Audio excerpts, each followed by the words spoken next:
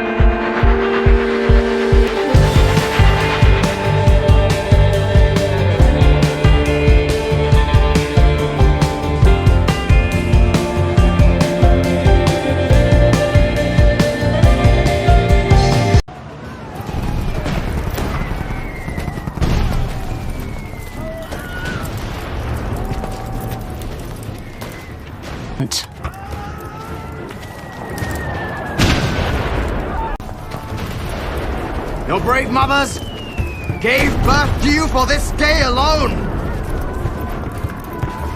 I order you not to attack. I order you to die. In the time that it takes us to die, others will rise up to take our place. Attention! Attack!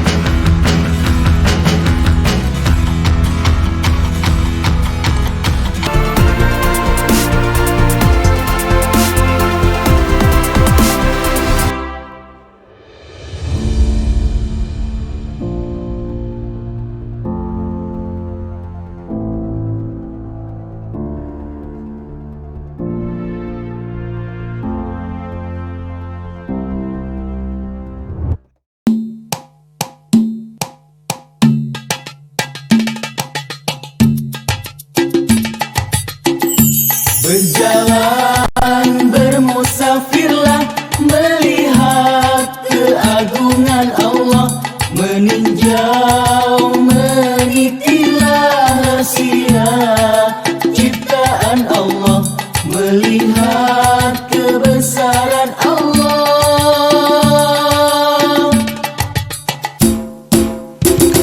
Assalamualaikum warahmatullahi wabarakatuh.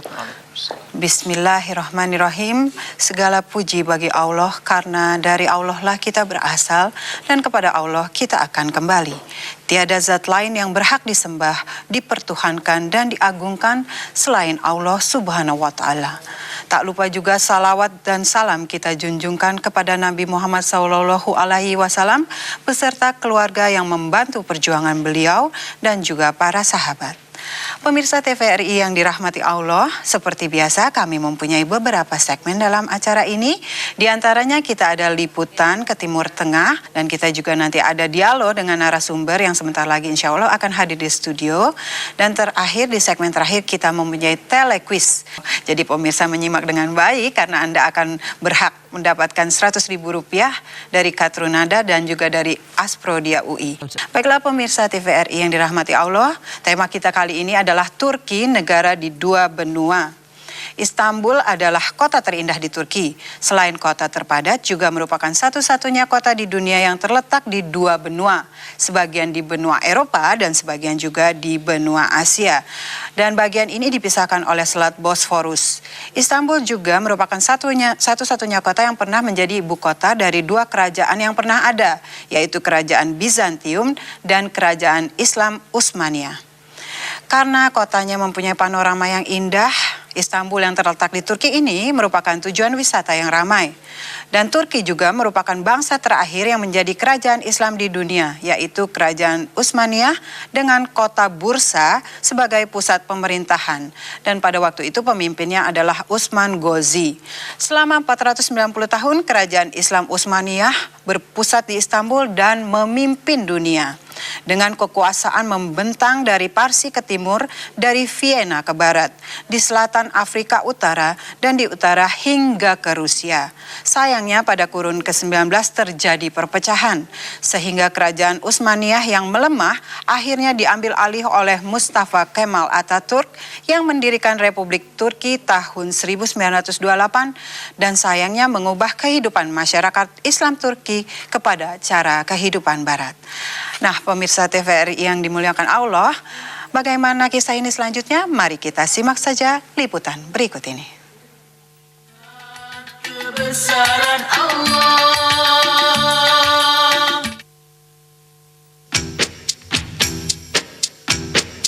Hari ini kita akan melihat kebesaran Allah di bumi Turki. Kami sampai di Istanbul yang indah malam itu. Istanbul adalah kota yang paling indah di Turki. Juga merupakan satu di antara kota-kota yang indah di dunia. Istanbul juga adalah kota yang terpadat penduduknya di Turki. Istanbul adalah satu-satunya kota di dunia yang terletak di perbatasan dua benua. Jadi sebagian wilayahnya ada di benua Eropa, sebagian lain di benua Asia. Kedua bagian dipisahkan oleh Selat Bosforus. Selain itu, Istanbul juga adalah satu-satunya kota yang pernah menjadi ibu kota dari dua dinasti yang pernah ada, yaitu dinasti Bizantium dan kemudian dinasti Islam Utsmaniyah.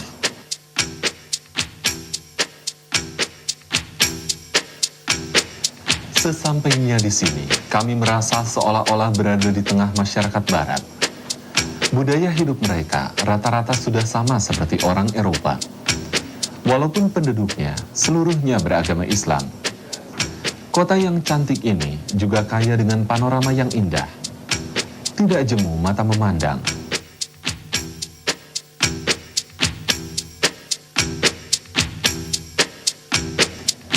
Istanbul penuh dengan peninggalan-peninggalan bersejarah, terutama dari zaman Ottoman atau Utsmaniyah.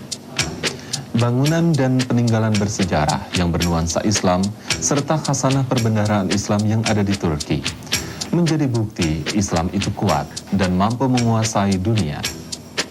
Teknologi Islam itu sangat luar biasa dan sungguh maju. Istanbul tidak banyak mendirikan bangunan baru, karena bangunan lama itu pun sudah cukup kuat, nyaman, dan lebih menarik, serta meyakinkan. Indahnya kesan-kesan sejarah di zaman Ottoman ini dibantu pula oleh pemandangan Turki, ataupun bumi Turki ciptaan Tuhan yang memang unik.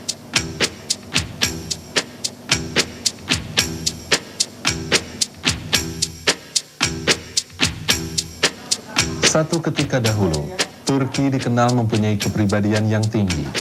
Tidak heran dia disegani kawan dan lawan. Layaklah mereka menerima amanah Allah untuk memimpin dunia.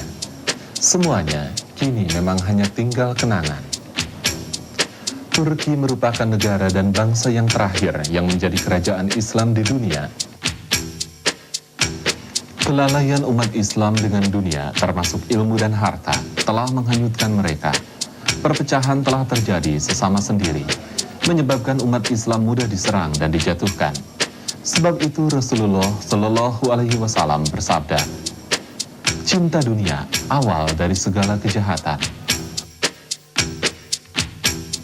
Pada abad ke-19, dunia penuh dengan krisis dan perselisihan di dalam dan di luar negeri dengan negara-negara Eropa.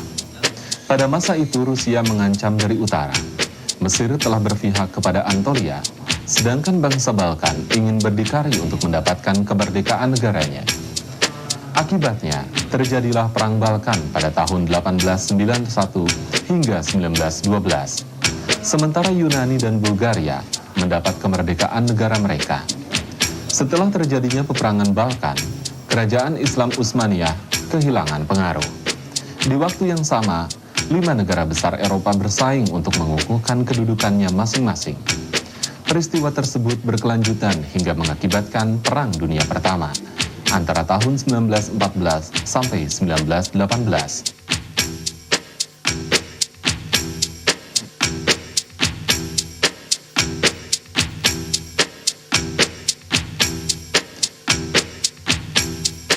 Akibat kejadian tersebut, segala tamadun dan ilmu pengetahuan beralih ke Eropa.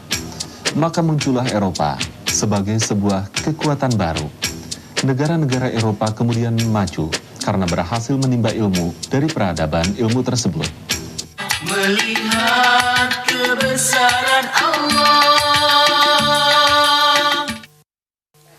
Pemirsa TVRI Setanah Air, Anda masih ditemani saya Irianti, dan di studio kami telah kedatangan tamu, 2 orang yang sangat istimewa. Kita perkenalkan saja, mari pemirsa, Bapak Mahtuh Ihsan. Assalamualaikum Pak, apa kabar? Assalamualaikum warahmatullahi wabarakatuh. Baik-baik saja Pak? Sehat. Puasa masih insya Allah lancar ya Pak? Lancar. Lalu Bapak Tubagus Jodi, bagaimana mungkin Pak sehingga Islam saat itu bisa mencapai keemasannya gitu? Untuk aplikasinya sekarang ini gitu. Kembali pada sejarah dulu ya. Saya masih ingat tadi kan dikatakan Turki itu secara teknologi juga maju. Pada saat itu. Ada beberapa event dalam peperangan antara Turki dengan negara-negara Eropa. Pernah ya mereka membiarkan kapal-kapal perang Eropa itu masuk dalam satu teluk. Nah, kemudian secara tiba-tiba karena ada sinar matahari yang kuat, dia fokuskan itu cermin-cermin dari pantai itu, semua kapal yang terperangkap itu terbakar semuanya. Jadi bagaimana memainkan fokus cahaya matahari dengan cermin itu, sekian ratus tahun mereka sudah bisa. Nah, satu saat, pada saat pemerintahan Muhammad kelima, ya, yang itu dianggap yang paling sukses dari sekian generasi Turki itu, ketika kapal-kapal mereka terkepung oleh pasukan Eropa itu, entah dengan teknologi bagaimana, kapal itu bisa berlayar di daratan. Oh ya? Melintasi bukit-bukit itu, coba. Zaman dulu tuh ya udah begitu ya. Jadi rupanya dibikin kanal seperti dengan kayu-kayu itu ya. Kapal itu dengan dorongan angin, dia melewati daratan. Jadi bisa lepas dan dari selamat kepungan. dia dari kepungan. Itu hebatnya pasukan Turki. Jadi tradisi militerismenya sangat kuat mereka. Tapi militernya yang bertakwa itu ya Pak ya? Iya, pada waktu jaya itu justru yang bertakwa. Yang terpenting mungkin. Bertakwa. Iya. Mungkin karena bertakwa juga, insya Allah sehingga kita mendapatkan ilmu-ilmu strategi Sehingga teknologinya bisa maju gitu, Pak. Benar. Oh, benar. Tadi tidak benar itu bahwa dia menguasai suatu wilayah yang sangat luas ya. Dari mulai Swiss sampai ke timurnya itu Iran sekarang. Ya kan luas sekali itu. Eropa, sebagian daripada Eropa, kemudian sebagian daripada Afrika Utara ya. Nah, itu tidak mungkin dia bisa menguasai itu kalau tidak mempunyai kekuatan yang luar biasa. Bahkan ya Arab Saudi yang sekarang itu termasuk dua tanah haram, Madinah dan Mekah, itu juga dalam kekuasaan Turki pada saat itu, bukan oleh orang Arab. Oh begitu. Ya. Ketika Umar bin Khattab ya dulu mengirim tentara ke kerajaan Romawi dan Iran ya, itu tentara itu seperti apa? Itu dimata-matai oleh musuhnya itu. Ketika mereka lapor kepada pimpinan, dia mengatakan ini tentara ini lain dengan tentara kita. Kalau siang dia sebagai pahlawan yang gagah berani di medan peperangan, kalau malam bersaf-saf mereka tahajud. Nah itu bagaimana Anda kuat kan? Jadi kekuatan itu lahir dan batin. Fisik dan mental. Dan mental itu.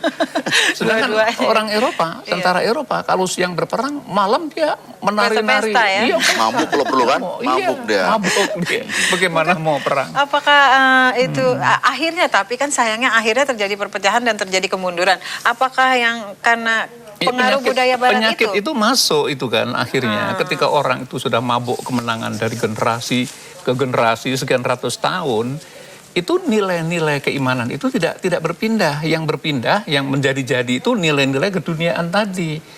Ya akhirnya kebiasaan-kebiasaan orang Eropa itu diadopsi oleh mereka gitu kan, bukan orang Eropa yang mengadopsi Islamnya, tidak itu. Akhirnya hancurkan mereka itu.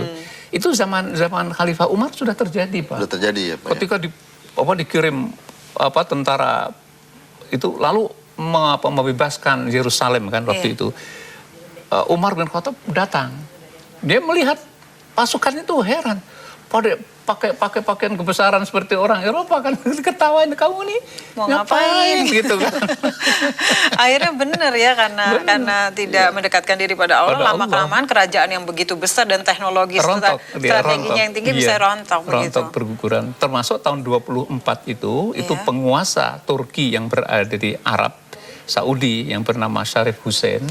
Nah, itu terusir dari Arab, dia kembali ke Turki. Akhirnya Arab Saudi dikuasai oleh keluarga Saudi itu.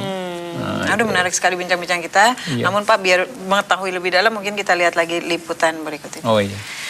Baiklah pemirsa TVRI yang dirahmati Allah, untuk mengetahui lebih jauh lagi mengenai hal ini, mari kita simak liputan berikut ini.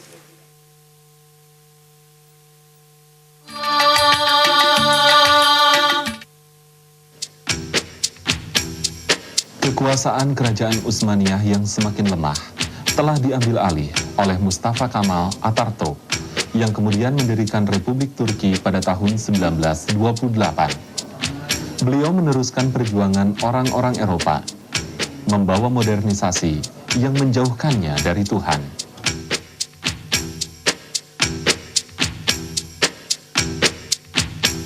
Pemerintahannya telah menukar corak kehidupan masyarakat Islam Turki kepada cara hidup Barat, dari penggunaan huruf Arab kepada huruf Latin. Azan di bahasa Turkikan, memperkenalkan hari Ahad sebagai hari libur umum, dan lain-lain lagi. Kebanyakan tindakannya terlalu bertentangan dengan landasan Islam. Satu ketika dahulu, pemerintahan Kemal Atatürk tidak membenarkan rakyatnya untuk berpakaian tarbus dan serban. Barang siapa didapati melanggar akan dipenjara. Padahal nenek moyangnya dahulu memakai serban dan tarbus. Akibatnya kini, sepanjang kunjungan kami melihat masjid-masjid di Istanbul, tidak banyak orang yang sholat di masjid ketika masuk waktu. Masjid yang dapat memuat 30.000 jemaah, paling diisi oleh kurang lebih 70 orang, yang berdiri hanya dalam satu syaf saja. Bersyukur pada Tuhan, sudah ada ulama yang berani membangunkan sekolah agama sejak 20 tahun belakangan ini. Sejak itulah, masjid sudah mulai dihidupkan. Azan juga sudah berani dikumandangkan kembali, setelah dilarang di zaman Kemal Atatürk. Perubahan suasana terjadi sejak adanya gerakan muda yang menginginkan pembaharuan dalam Islam. Maka Islam pun dimuliakan kembali. Sebab itu, orang-orang di Turki yang ingin memperjuangkan Islam tidak kasar, tidak terlalu agresif, dan sebaliknya mereka bersifat dengan sifat yang lemah lembut dan sopan santun.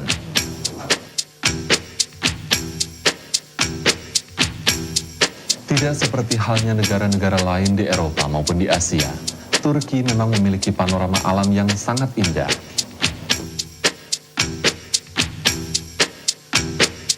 Seperti halnya kota-kota besar lain di dunia, Turki saat ini memang terus bergerak maju.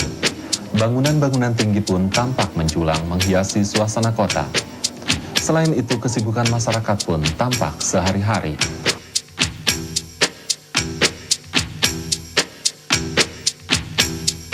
Namun di balik itu semua, Turki masih tetap memiliki berbagai ciri khas peninggalan sejarah masa lalu. Memandang Turki adalah memandang keunikan tersendiri pada sebuah negara.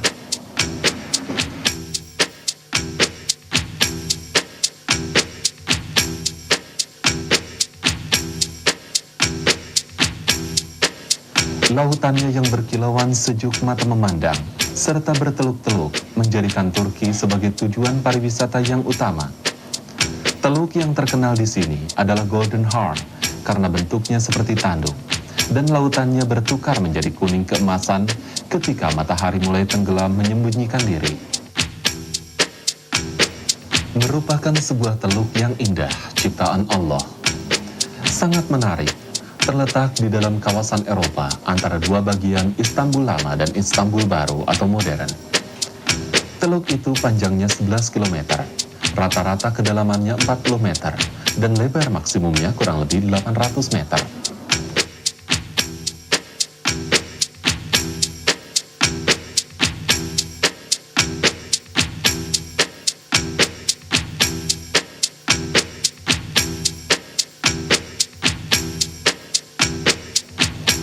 Walaupun Turki memiliki banyak kelebihan dibandingkan dengan negara-negara lainnya di Eropa maupun Asia, sisa-sisa kehalusan budi pekerti orang Turki masih nampak kekal pada watak mereka. Orang-orangnya lemah lembut, toleransi, dan beramah mesra. Sifat-sifat ini mereka warisi dari kakek dan nenek mereka yang pernah membangun kerajaan Utsmaniyah pada abad ke-15. Semoga kejatuhan kerajaan Islam yang terakhir di Turki memberikan pelajaran pada kita dan dorongan untuk mendagih janji Allah yang disabdakan Rasulullah. Islam akan kembali bangkit dari sebelah timur. Semoga Allah memberikan kemenangan pada kebenaran yang dijanjikan. Melihat kebesaran Allah. Saudara pemirsa setanah air, Anda kembali di tayangan Melihat Kebesaran Allah, dan kita teruskan dialog kita kali ini. Pak Jody, mungkin Pak Jody bisa menambahkan nih, kemunduran Utsmani ini karena apa secara sospol? Osmona atau Ottoman itu semula memang kuat sekali, kuat dan Islamik sekali. Tetapi mungkin juga karena siklus beralih, perkembangan zaman juga, tapi lebih daripada itu adalah masalah moral. Ada pembusukan di dalam masalah moral. Mungkin kalau kita bicara mungkin masalah teori siklusnya Ibnu Khaldun ya. Intinya itu ada beberapa hal yang membuat dia mundur itu. Pertama memang kedatangan kekuatan negara baru. Itu kan abad 17 tuh Mbak. Itu dia menyerang, mulai memasuki Samudra Hindia dan ke kawasan-kawasan Laut Tengah itu kan. Itu satu. Terus kemudian peranan broker dia waktu itu penjaman kemasan dia, karena broker dia fungsi seperti Singapura sekarang. Pusat perdagangan. Dia mulai payah, mulai kena masukan. Kenapa payahnya? Itu kan sebetulnya dia tempat yang strategis antara benua Asia dan Eropa. Orang Eropa menganggap itu orang Eropa, itu di daratan kami, kenapa masih Islam? Ada semacam semangat gitu. Jadi ada pergeseran yang menyerang mereka. Mereka mengambil alih, mempengaruhi itu. Jadi terpaksalah dengan mulai kesadaran dari tiga, Belanda, Prancis dan Inggris yang mulai menyerang mereka, mulai goyah posisi dia sebagai broker itu. Yang ketiga, nah ini yang mungkin yang agak lebih banyak. Mereka kan ada kesinergian antara ulama dengan militer ya. Militer itu sendiri juga ada sinergi antara warga setempat dengan warga Yeseri tadi, warga orang-orang asing, di mana dia pikir ini supaya imbang, jangan ada kekuatan di satu sisi, satu etnis saja, itu mulai ada eksklusivisme. Di mana eksklusivisme inilah yang dari Yenicheri, pasukan-pasukan elit mereka, mulai mabuk dengan mulai kemenangan. mengikuti. Kalau zaman dulunya tahajud itu Tahajud, nah di sini mulai, karena dia kan dia udah mulai melihat keadaan Barat juga begitu. kayaknya enak malam-malam happy gitu. Ada semacam itu, ada eksklusivisme. Saya kuat, saya tentara, saya masuk ke jalan-jalan, saya dindas rakyat sipil misalnya. Mulai arogan, ya. Arogansi muncul. Nah, dekansi itu memasuki dekansi moral. Iya. Ini memasukilah suatu keduniawian yang ada di antara tentara Turki. Keislamannya udah mulai bergeser dengan ilmu dan harta yang menghanyutkan, kan gitu. Dengan kekuasaan yang luar biasa, seperti yang Ciri Nabi bilang, kalau cinta dunia itu awal kejahatan, bukan gitu kan? Ya, mungkin mulai bukan, kehancuran. Nah, di situ.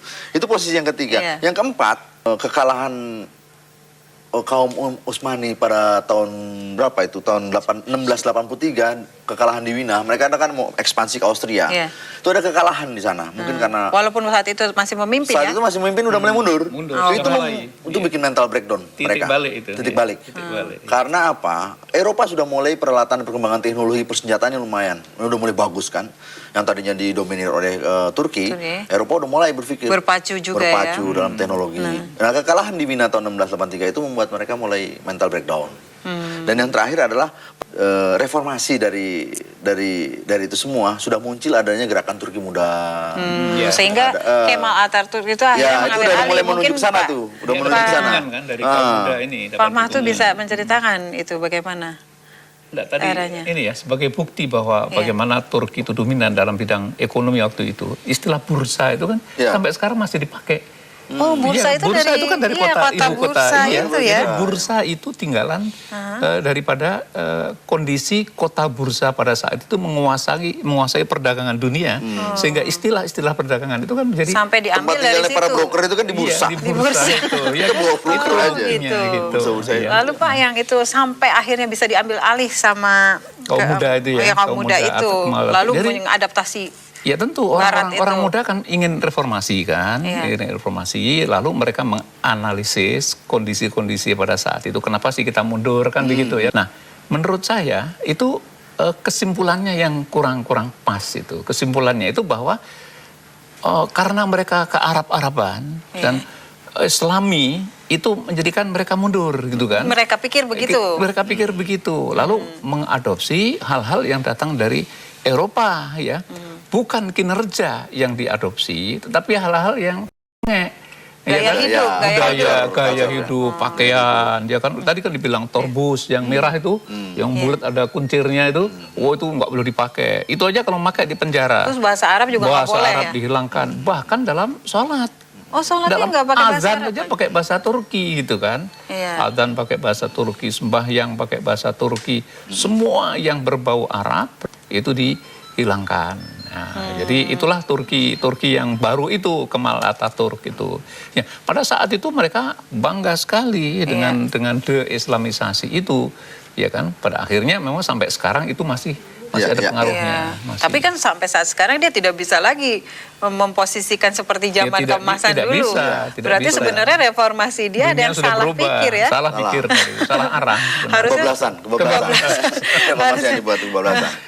Ya, dengan adanya reformasi dalam periode, kalau nggak salah disebut periode Tanzimat itu Mbak ya. Tanzimat itu, dia muncul, dia ingin sebagai jawaban bahwa Islam itu simbol kebodohan. Kebodohan, betul. Gitu? Artinya karena dia menganggap itu simbol kebodohan. Apalagi dia menghadapi suatu perang Balkan. Habis perang Balkan ini masuk perang dunia ini, dia udah mulai melihat-lihat, wah Eropa nih. Ya, hebat ini. Hebat sekali nih Eropa, teknologinya canggih, dia lupa, seperti Bapak bilang tadi.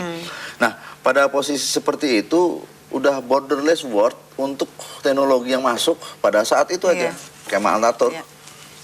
Akhirnya kan bahasa yang dirubah dan sebagainya. Semua dirubah. Jadi bukan yang reformasi melihat fakta dulu kita jayanya karena bertakwa, malah dipikirnya mundur karena itu, terlalu ke-Islam-Islaman. Baiklah, menarik sekali, tapi sekarang mungkin kita sampai pada segmen kuis. Pertanyaan pertama adalah, sebutkan kota apa di Turki yang terletak di dua benua dan saat itu sebagai pusat juga pemerintahan Islam, perdagangan Islam.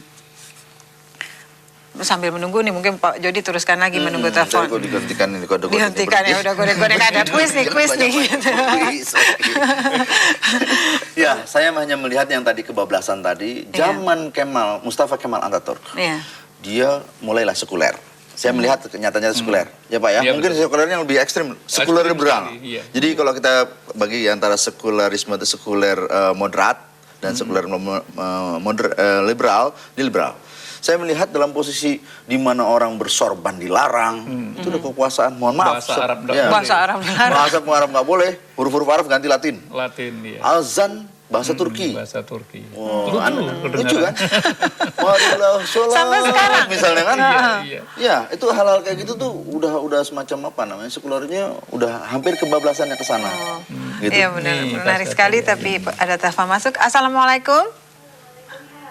Iya, dari Mbak siapa? Novi di mana? Di Jakarta. Oh, silakan Mbak. Pertanyaannya, sebutkan kota apa di Turki yang terletak di dua benua? Kota Istanbul ya? Yang benar. Nanti kalau ibu Yakin?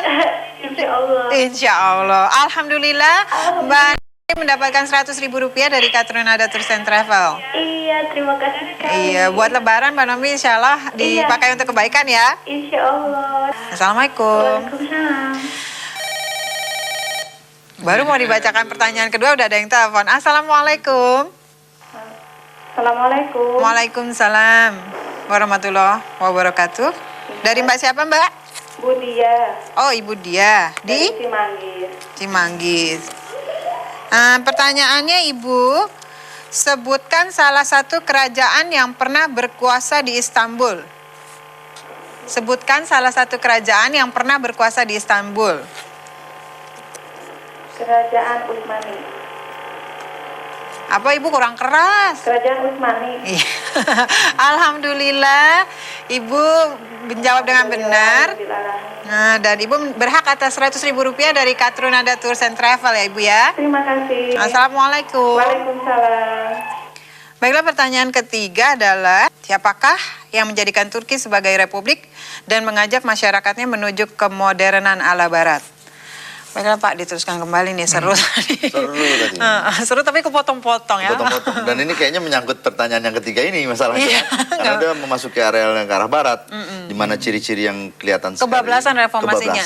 Nah, mungkin Pak Mahtu bisa nambahkan nih, supaya kita nggak kebablasan gimana nih? Kan kita lagi reformasi. Terbukti setelah sekian tahun mereka reformasi, toh tidak maju-maju juga. Ya, berarti kan tadi kita katakan salah arah itu. Salah arah. Sudah sekian tahun, ternyata mereka tidak sama dengan negara barat. Malah oleh orang barat diejek sebagai the sick man.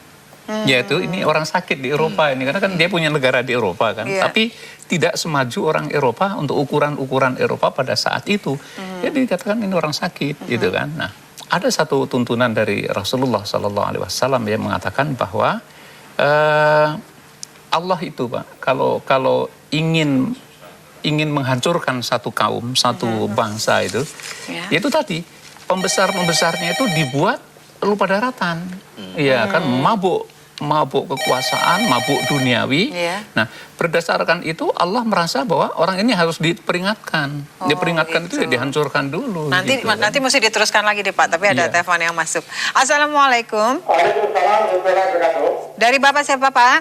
Usman dari Cilacima, Nusa Tenggara Barat. Oh iya, silakan Pak. Ya, Pertanyaannya, siapakah yang menjadikan Turki sebagai republik dan mengajak masyarakatnya menuju kemodernan ala barat? Kemal Atatürk. Yakin Pak? Yakin. Alhamdulillah, Bapak menjawab dengan benar. Pinter-pinter nih pemirsa hari ini loh. Ya. Bapak berhak Rp100.000 dari Asprodia UI. Dan jangan lupa pajaknya dibayar ya Pak ya. Ya, Nanti alhamdulillah. ditagih ke saya loh. Alhamdulillah. Alhamdulillah. Bapak jangan ditutup dulu teleponnya karena akan dicatat nama dan alamatnya. Terima kasih. Wassalamualaikum. Nah, ini udah habis kuisnya pemirsa. Sekarang dialognya terusin Pak. Bagaimana tuh tadi? Ya Allah, Rasulullah Jadi, mengatakan kalau begitu. Mengatakan begitu. Kalau Allah itu merencanakan suatu kaum itu akan dihancurkan ya, karena perbuatannya, itu dibiarkannya pemimpin-pemimpin bangsa itu berpesta pora di atas kesengsaraan rakyatnya, lupa daratan ya, kemudian lupa kepada kehidupan beragama, maka Allah merasa ini orang ini harus diperingatkan, dihalalkan dia.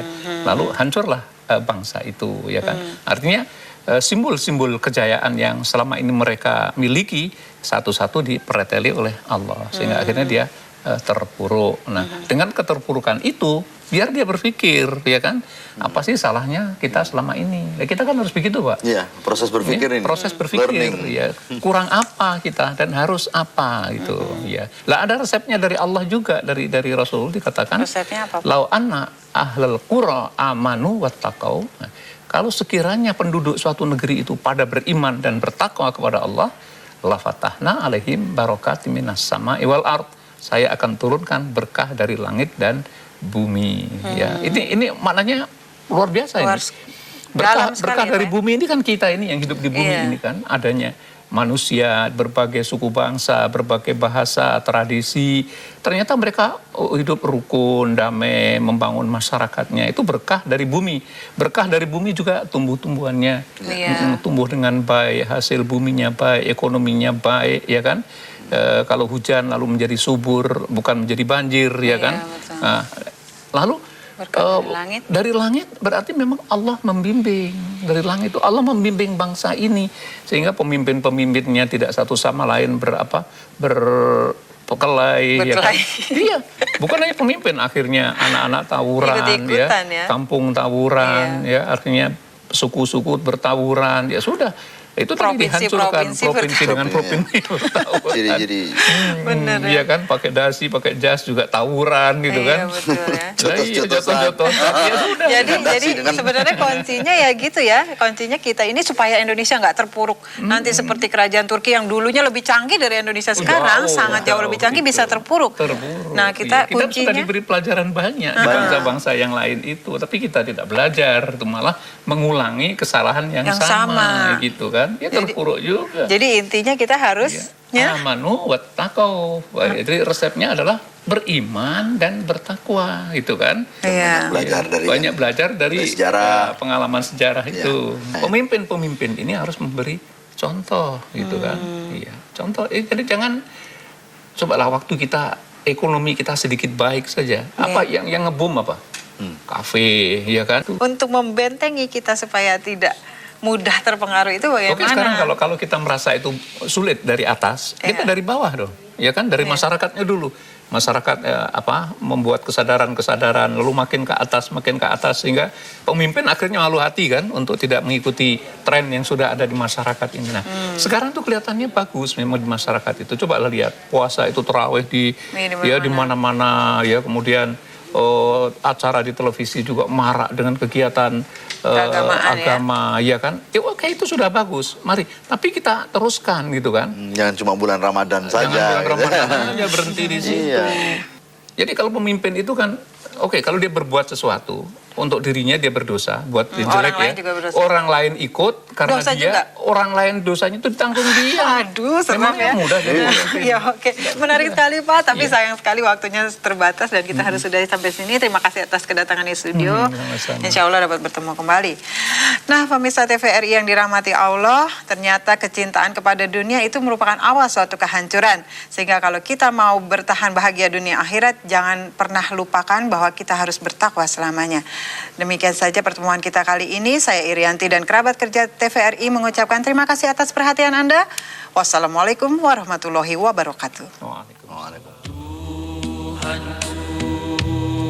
Tiada Tuhan melainkan Engkau, Engkau cinta agungku, Nabi Muhammad pesuruhmu.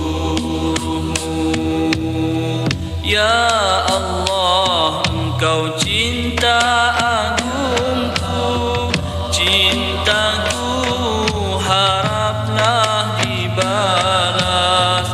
Ya Allah, Engkau cinta agung